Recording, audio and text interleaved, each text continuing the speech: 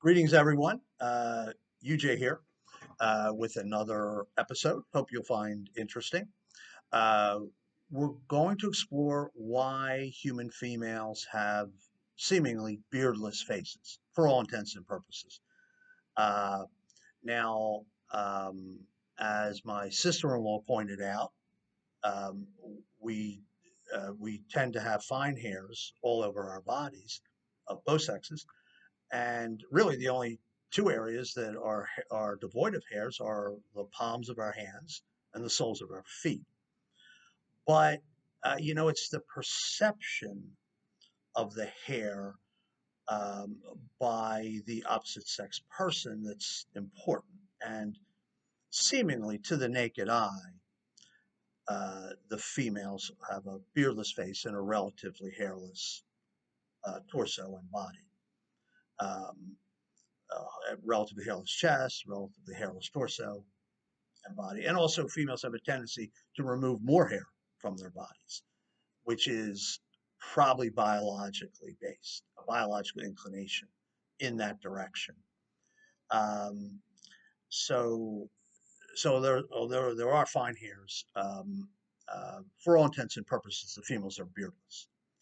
Now, the conventional explanation of this is that we were moving about in a semi-tropical uh, African environment, and we lost our hair so we could develop sweat glands and then remove uh, heat from our bodies that way. So that it's sort of uh, a heat evacuation method.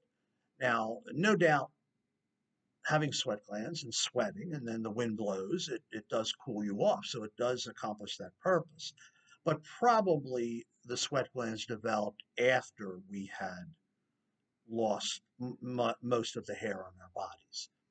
And the, you know, we would have to ask if it was truly we lost our hair because of, let's say, being able to hunt better and evacuate heat as we trotted after prey and stuff like that. We have to ask the question, why are the males the more hairy sex? The males were the main hunting sex. They hunted the big game. They went miles from camp. The females were hunting also, but probably small game, rabbits, birds, things like that, catching small fish, things like that. The men were bringing back the big meat resources. And so it seemingly the men would have needed to be less hairy as they trotted about in the day searching for prey. But it turns out they're the hairier sex. So it sort of doesn't fit the conventional explanation. And let me suggest that the conventional explanation is wrong, that's wrong. Um, the reason the females have a beardless face is a sexual one, and relatively hairless body is a sexual one. As so much else with our species, it comes down to sex, and our every waking moment sexuality. Um, Consider why uh, a young man would not be attracted to, say, the bearded lady in the circus, even if she is curvy.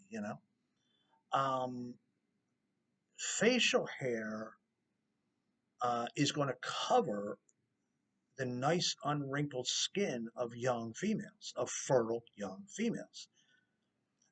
That's going to be a hindrance to the romantic interaction. So the men today and in the past did not really prefer that facial hair covered the unwrinkled skin of young females. Um, Secondarily, or simultaneously, um, women have a tremendous array of facial expressions, a larger array than males. They also have megawatt smiles, a larger smile than the males. When a person smiles, the corners of the lips turn up. When a person frowns, they turn down. So when women smile, corners of the mouth turn up. Both sets of pearly whites are visible, and eyes sparkle and shine. And Probably some wrinkles appear at the edges of the eyes, and we can tell a natural smile. Well, um, our ancestral males wanted to see that, that would be obscured by hair on the face, by a goatee or a beard. That would be obscured. It would diminish the female smile. Men want an undiminished female smile. Uh, so that those two things, and also men want to see the symmetrical facial features of young females. The features are highly symmetrical. Men want an unobstructed view, and so they chose to partner with females that had less hair on their faces, um, and had a more interesting, a lively array of facial expressions. Um, Also, men would have wanted less hair on the increasingly interesting chests of young females. As we stood upright, we had to develop front of the body characteristics that attracted the other sex. So the females are developing extra breast tissue, and the males don't want a fur covering on the increasingly interesting chests of females. So these things are working at the same time, and they're important in attracting the other sex. So uh, the males would have chosen females with less hair on their faces, more symmetrical features, undiminished smiles, as well as frowns. Even when the corners of the mouth turn down and a woman frowns, that is giving us feedback. That's negative feedback, but it's feedback. You know, um, and the males rely on that feedback. Now, as far as the females are concerned, it's not as important for the male to have a beardless face. First of all, a beard on his face is a sign of maturity in a male. He's sexually maturing. Uh, Hair on his face, hair on his chest. The females, it was never overwhelmingly important for the male to have a beardless face. The female's okay with facial hair in the male and chest hair in the male. His breasts are not interesting. Um, his face, she's willing to overlook perhaps a big nose or a weak chin, or if he's delivering what she needs. So it was just much more important for the female to be um, less hairy than it was for the male. Um, Now, of course, and I do think women have a natural tendency to remove more hair because of these evolutionary factors that made them a less hairy sex and made them the peacock sex, because this is part of their peacock sex nature. Now, Kim Kardashian, noted evolutionary biologist, made a statement a few years ago, and she said the only hair on a woman's body should be on her head. Now, that is extreme.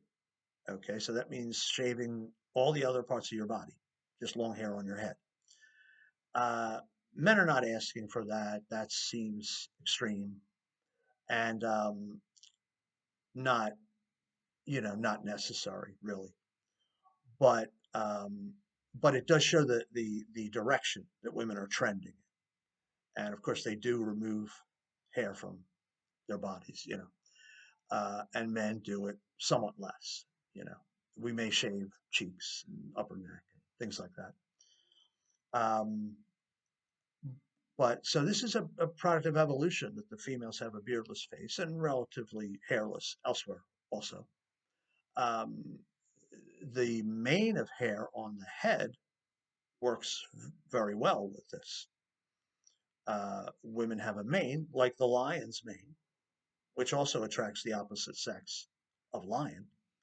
The long hair on the head works well for females, and then hairlessness elsewhere, mostly. And then the hairless part's exposed. So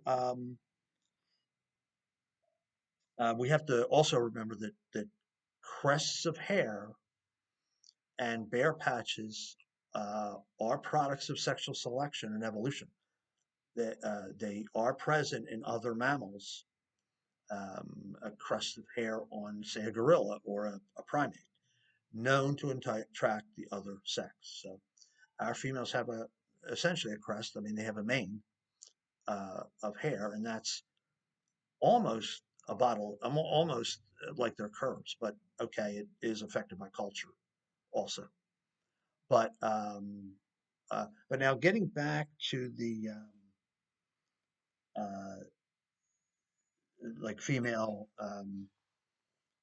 these tendencies. So, how it might work is okay, males note females that have a little less hair than other females. Okay, they are attracted. They part a little less hair on their face and a little more interesting chest, perhaps, than other females. They partner with these females. They provide protection for these females. They provide more food for these females. Those genes are selected for. And the result is the females all around us today. um, so now, if I do think these tendencies affected the males also, because you'll note that the males are not as hairy as gorillas um, or chimpanzees. So the males lost some of their hair also through this process. If daddy likes mommy in a distant age because she had a little less facial hair, a little less hair on her, a little less fur on her chest, a little more interesting breasts than other females. Well, you can see how, although the mommy's daughters would not be a carbon copy of mom, they would share the tendencies of mom, just like sometimes we resemble our parents. Um, Now, the son is also getting a large portion of his genes from mom. So, um, probably this is responsible for the males not being gorilla-like in our hair. So we lost hair on our bodies also. But a lack of hair is not really working for us to attract females, really. Um, it's some women might like it, some not like it, but it's not as distinctive as the female's beardless face, hairless chest, etc. Um, so this is the process that I think took place, and so as it was so many things, it with human beings it relates to sex and romance rather than other goody two shoes church lady explanations like, oh, we needed to be cool when we hunted. That's sort of a church lady explanation, and we're not a church lady species. So in my view, so well, um, that's all for today. Fairly short and to the point.